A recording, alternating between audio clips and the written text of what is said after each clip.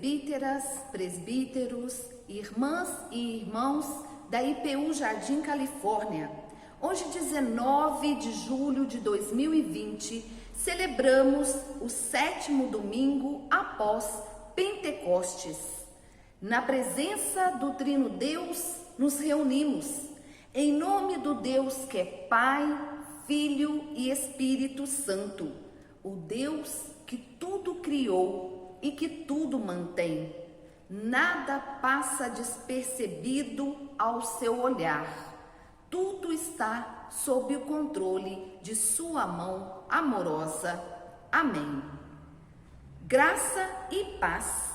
Estamos no 7º domingo após Pentecostes e este nos leva a descobrir o Deus paciente e cheio de misericórdia, a quem não interessa a marginalização do pecador, mas a sua integração na comunidade do reino, e convida-nos, sobretudo, a interiorizar essa comunidade, essa lógica de Deus, deixando que ela marque o olhar que lançamos sobre o mundo e sobre os seres humanos. O nosso Deus se revela a nós desde o ato da criação até os nossos dias. Quem se dispõe a ser instrumento de Deus e faz bom uso das palavras, sem julgamento e sem separar o joio do trigo, faz deste mundo um lugar melhor, pois transmite o amor de Deus que prospera naquilo ao que o próprio Deus designou.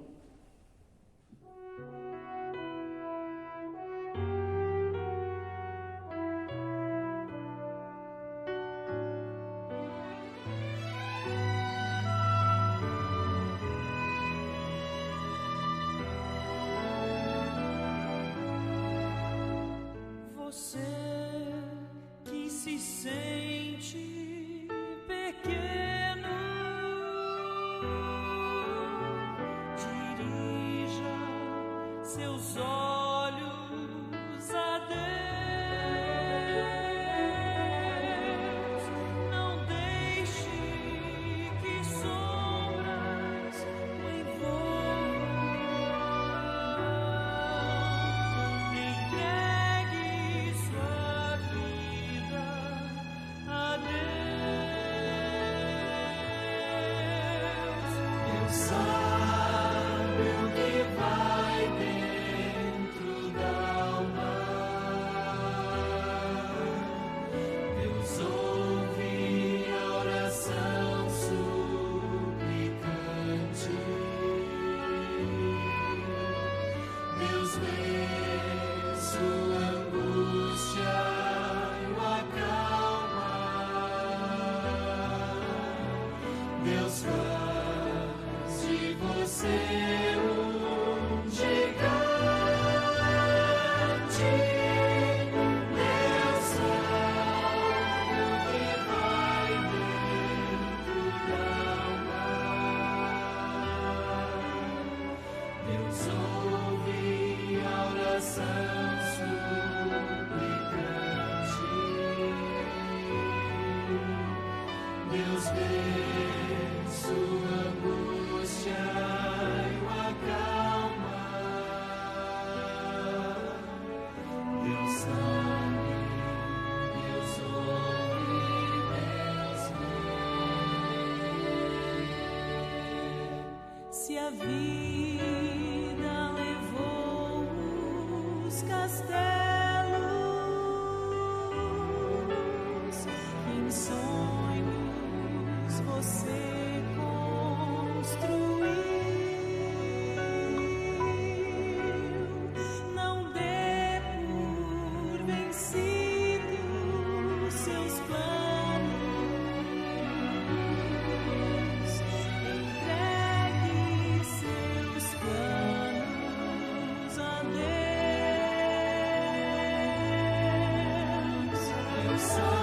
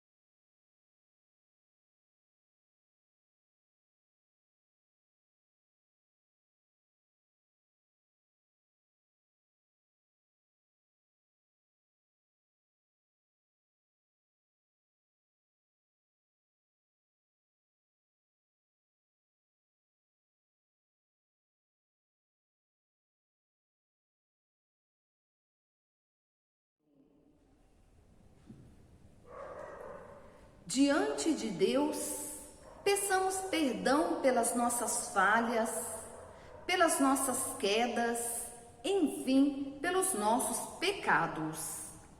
Deus de bondade e misericordioso, nós pedimos que nos perdoe os nossos pecados. Somos egoístas e nos esquecemos de seguir o exemplo do teu Filho Jesus. Ajuda-nos a renovar nossa vida a cada dia e seguir sempre o caminho certo, servindo ao nosso próximo, podendo amar e perdoar-nos uns aos outros, assim como tu nos amas e nos perdoa, por Cristo nosso Senhor. E o amor de Deus é isto: não fomos nós que amamos a Deus, mas foi Ele que nos amou e mandou o seu Filho para que por meio dele os nossos pecados fossem perdoados. Fundamentados nesse amor, podemos confiar no perdão de Deus, em nome do Pai, do Filho e do Espírito Santo. Na certeza de que Deus nos perdoa, de que somos muito amados por Deus, vamos orar. Trino Deus, tu desejas que vivamos bem e por isso deste o teu Filho em nosso favor. Neste momento de culto, viemos a ti, suplicando por ajuda para sermos corretos no pensar e no agir. Pela tua palavra que se fez verbo e veio habitar entre nós e nos encheu da verdade. Permita que permaneçamos firmes, escutando o que queres nos ensinar, pois sabemos que tu és um Deus de amor e de paz e que desejas o melhor para todos nós. Por Jesus, que contigo e o Espírito Santo vive e reina, hoje e sempre. Amém. Ouçamos a leitura bíblica tirada de Isaías 44, de 6 a 8. Assim diz o Senhor, Rei de Israel e seu Redentor, o Senhor dos Exércitos: eu sou o primeiro e eu sou o último, e fora de mim não há Deus. E quem proclamará como eu, e anunciará isto, e o porá em ordem perante mim, desde que ordenei um povo eterno, e anunciei-lhes as coisas vindouras, e as que ainda hão de vir. Não vos assombreis, nem temais, porventura, desde então não vô-lo fiz ouvir, e não vô-lo anunciei? Porque vós sois as minhas testemunhas. Porventura, há outro Deus fora de mim? Não, não há outra rocha que eu conheça. De maneira que, irmãos, somos devedores, não à carne, para viver segundo a carne. Porque se viverdes segundo a carne, morrereis. Mas, se pelo Espírito mortificardes as obras do corpo, vivereis. Porque todos os que são guiados pelo Espírito de Deus, esses são filhos de Deus. Porque não recebestes o espírito de escravidão, para outra vez estardes em temor, mas recebestes o espírito de adoção de filhos, pelo qual clamamos: Abá, Pai. O mesmo Espírito testifica com o nosso espírito que somos filhos de Deus. E se nós somos filhos, somos logo herdeiros também, herdeiros de Deus e co-herdeiros de Cristo. Se é certo que com ele padecemos, para que também com ele sejamos glorificados. Porque para mim, tenho por certo que as aflições deste tempo presente não são para comparar com a glória que em nós há de ser revelada. Porque a ardente expectação da criatura espera a manifestação dos filhos de Deus. Porque a criação ficou sujeita à vaidade, não por sua vontade, mas por causa do que a sujeitou, na esperança de que a mesma criatura será libertada da servidão da corrupção para a liberdade da glória dos filhos de Deus. Porque sabemos que toda a criação geme e está juntamente com dores de parto até agora. E não só ela, mas nós mesmos, que temos as primícias do Espírito, também gememos em nós mesmos, esperando a adoção, a saber, a redenção do nosso corpo. Porque em esperança fomos salvos. Ora, a esperança que se vê não é esperança, porque o que alguém vê, como o esperará? Mas se esperarmos o que não vemos, com paciência o esperamos.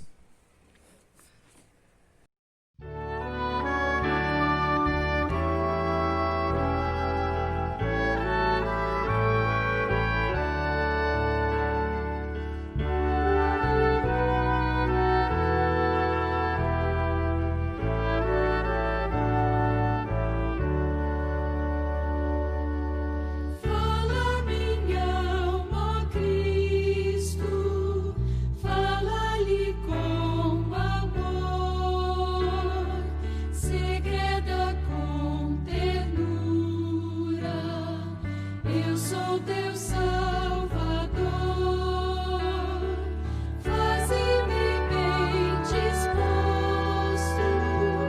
para te obedecer,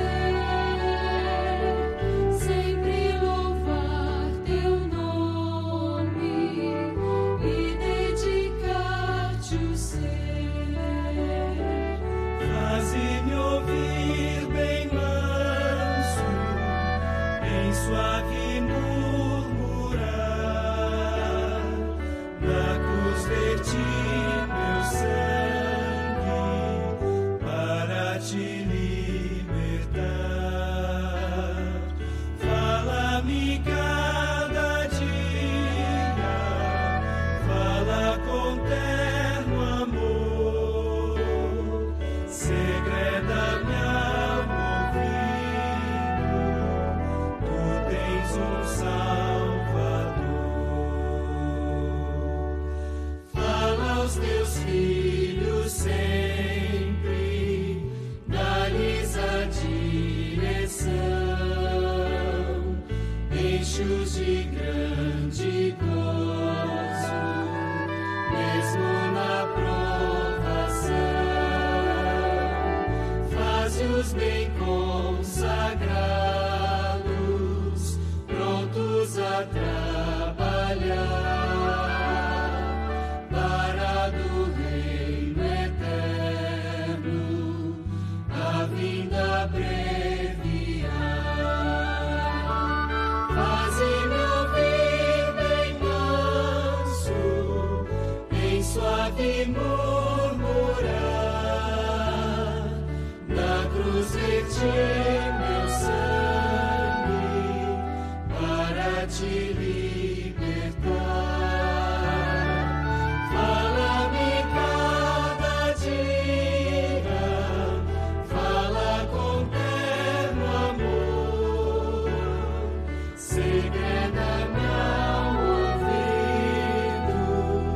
tu tens um Salvador. Como na antiguidade mostravas teu querer,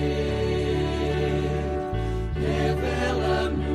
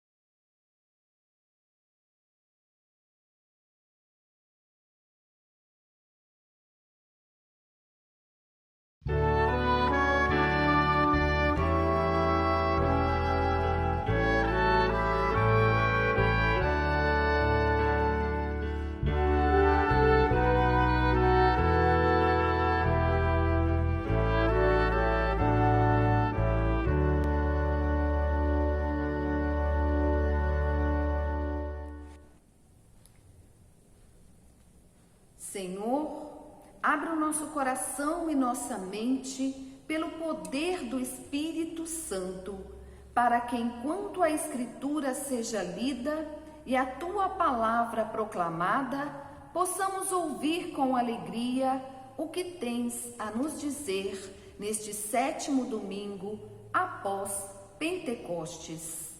A leitura de hoje é tirada do Evangelho de Mateus, capítulo 13, dos versículos de 26 a 30.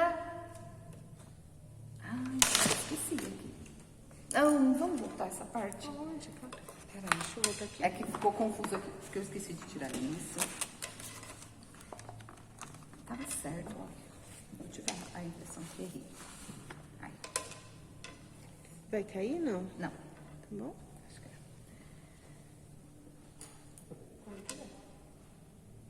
Senhor, abre nosso coração e nossa mente pelo poder do Teu Espírito Santo, para que enquanto a Escritura seja lida e a Tua palavra proclamada, possamos ouvir com alegria o que tens a nos dizer neste 7º domingo após Pentecostes.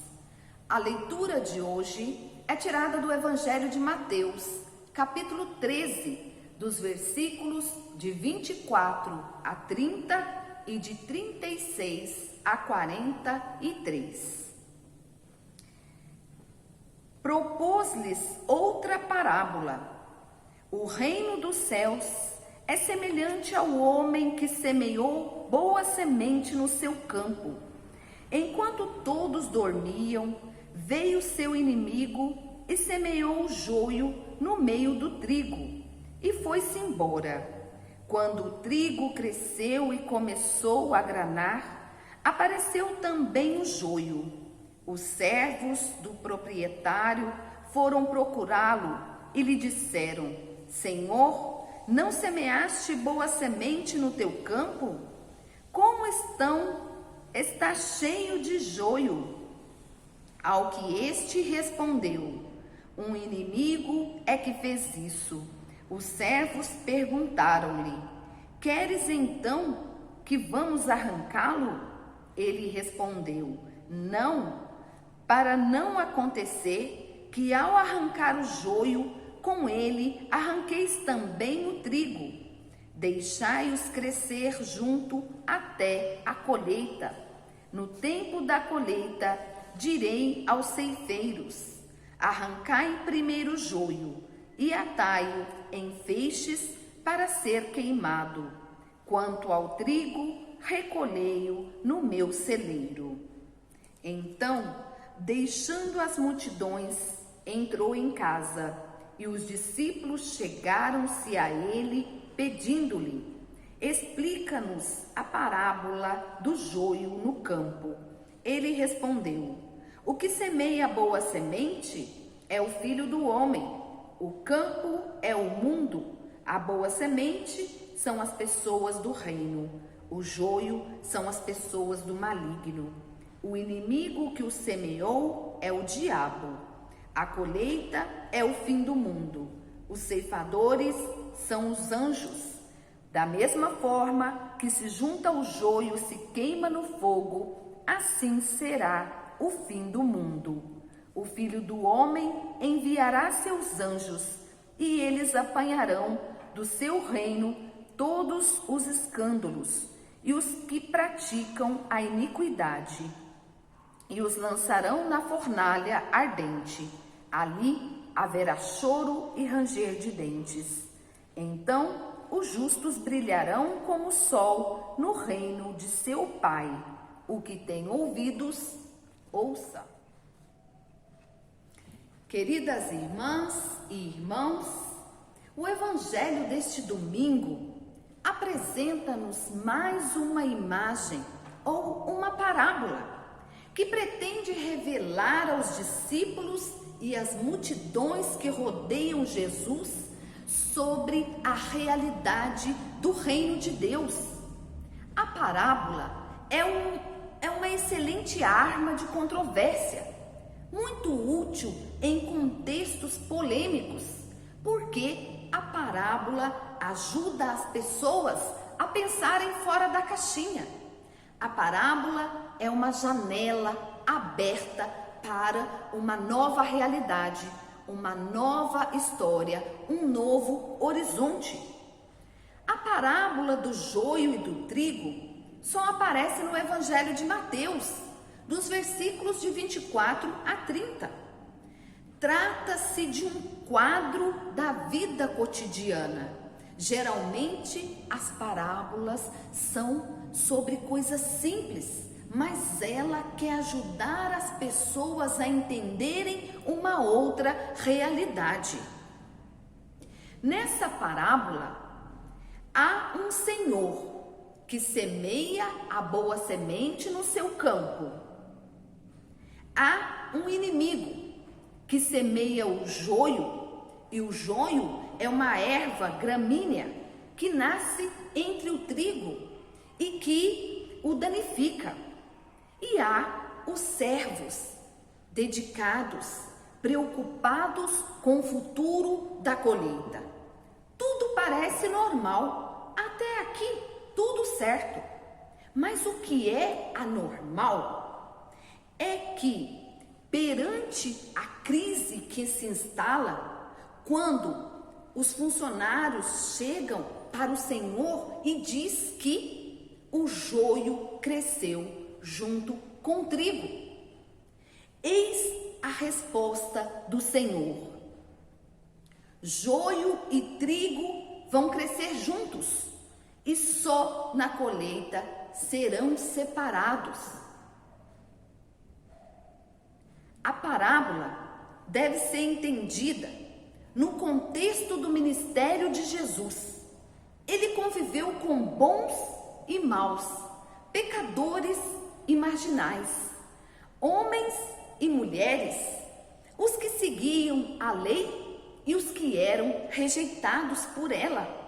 Sentou-se à mesa com gente desclassificada, deixou-se tocar por pecadoras impuras e também por um publicano que depois integra o grupo dos discípulos. Tudo isso para dizer que o Senhor é totalmente justo e tolerante, que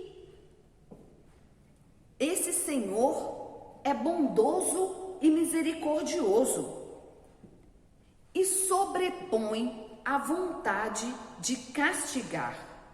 O Senhor não quer a destruição do pecador, mas a sua conversão. Ele ama a todas as pessoas, mesmo aquelas que praticam coisas ruins. Nessa parábola, Jesus pretende dar uma lição sobre o desejo do Senhor da messe. Sugere que o desejo do Senhor não é um desejo de destruição, de segregação, de exclusão, mas é um desejo de amor, de misericórdia e de tolerância. O Senhor de Jesus Cristo é o Senhor paciente e misericordioso, lento para a ira e rico de misericórdia, que dá sempre ao ser humano a oportunidade para refazer a caminhada e para integrar plenamente na comunidade do reino de Deus. Ele tem um plano de salvação e de graça que oferece gratuitamente a todas e a todos, bons e maus. Depois, lá no futuro, é que vai verificar-se quem são os maus e quem são os bons.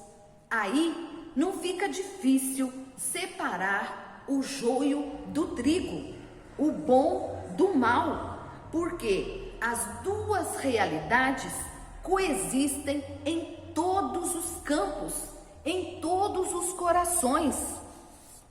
O Senhor da parábola É Deus que é paciente, que é bondoso, que dá ao ser humano a oportunidade, que não quer a morte do pecador, mas que ele se converta e viva.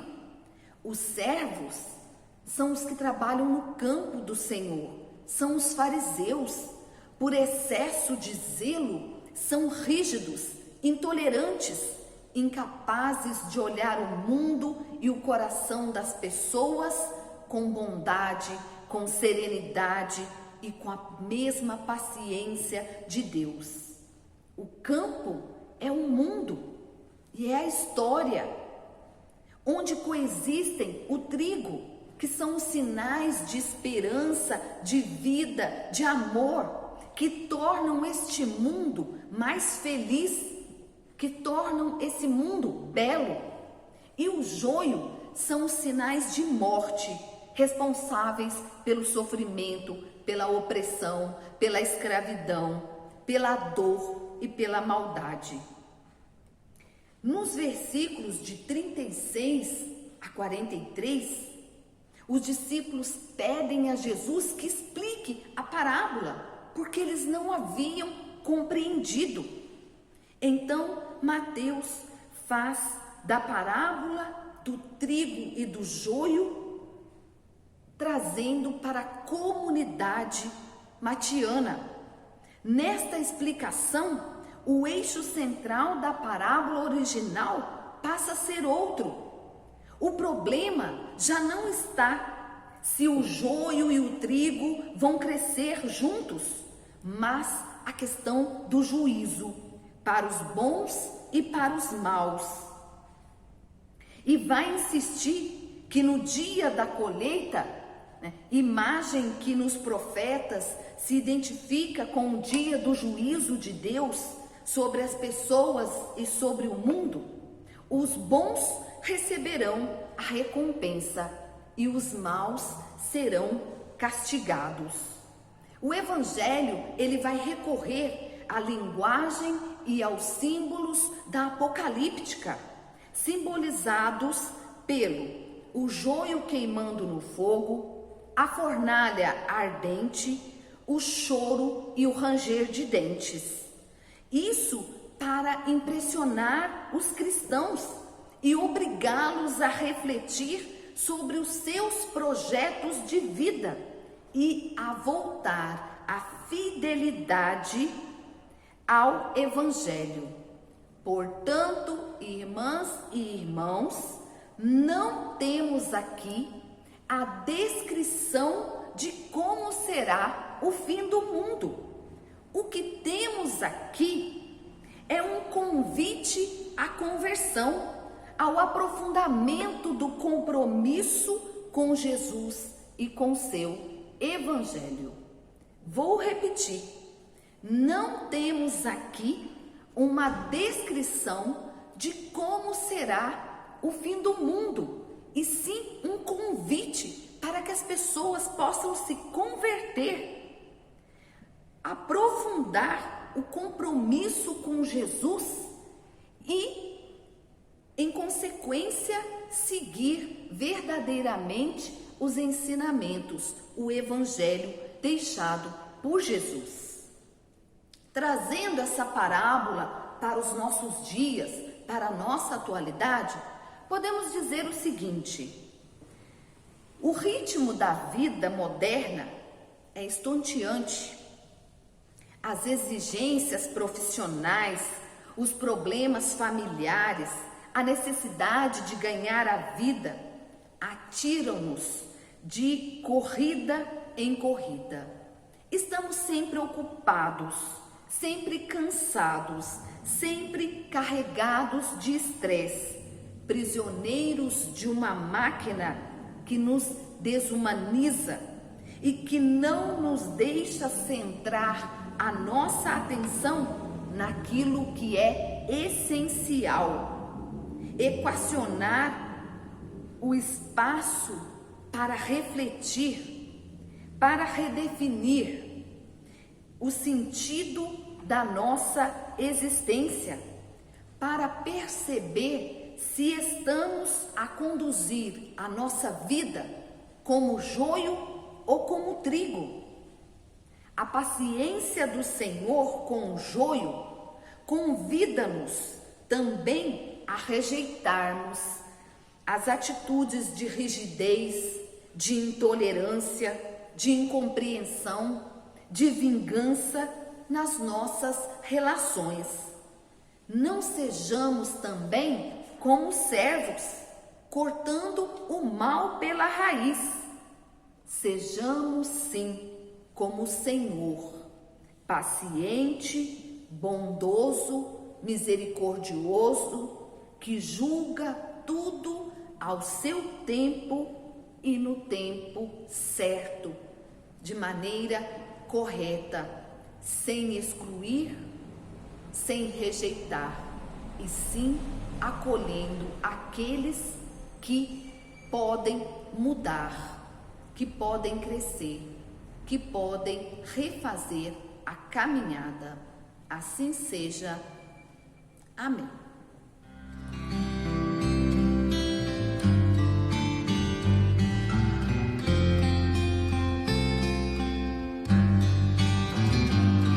O homem planta o trigo e o joio também, rega o trigo e o joio também, mas o trigo se encurva por causa do peso, os frutos o fazem curvar-se no chão. O joio então cresce e fica formoso, pois ele é só palha e nunca será pão. Mas o trigo se encurva por causa do peso, os frutos o fazem curvar-se no chão. O joio então cresce e fica formoso, pois ele é só palha e nunca será pão.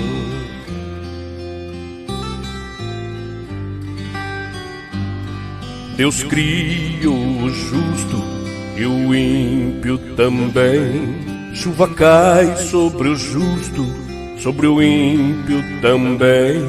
Mas o peso do justo são as boas obras. Então vêm as provas e as aflições. O ímpio está sempre se achando seguro, pois na lei do ímpio não existe o não. Mas o peso do justo são as boas obras. Então vêm as provas e as aflições. O ímpio está sempre se achando seguro, pois na lei do ímpio não existe o não.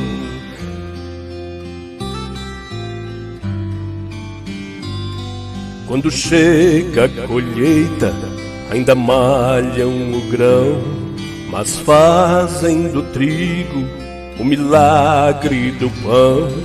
O trigo então é recompensado, pois há muitos ele vai alimentar.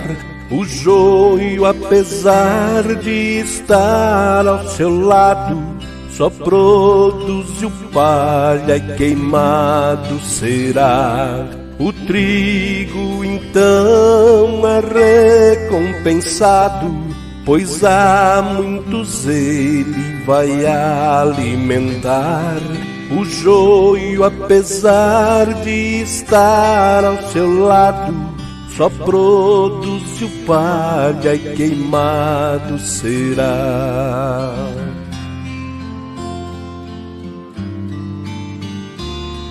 Se a sua vida se assemelha ao trigo, dê glória ao teu Deus, pois tu és escolhido. Mesmo curvado por causa do peso, se alegre, em breve a colheita virá. Enquanto os anjos queimarem o joio, pro celeiro de Cristo, tu que é trigo irás. Mesmo curvado por causa do peso, se alegre, em breve a colheita virá. Enquanto os anjos queimarem o joio, pro celeiro de Cristo, tu que é trigo irás.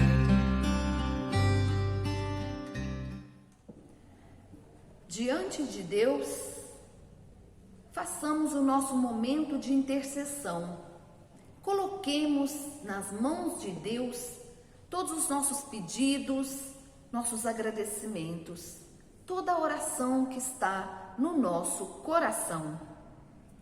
Senhor, nosso Deus e Pai, sabemos e lembramos que Tu estás sempre presente entre nós, comunidade, nas vidas de cada um e de cada uma, especialmente neste tempo estranho em que estamos vivendo, de angústia e medo por causa desta pandemia. Por isso, intercedemos a Ti, pois são tantas as pessoas que sofrem por doença, por depressão, solidão, negação do perdão.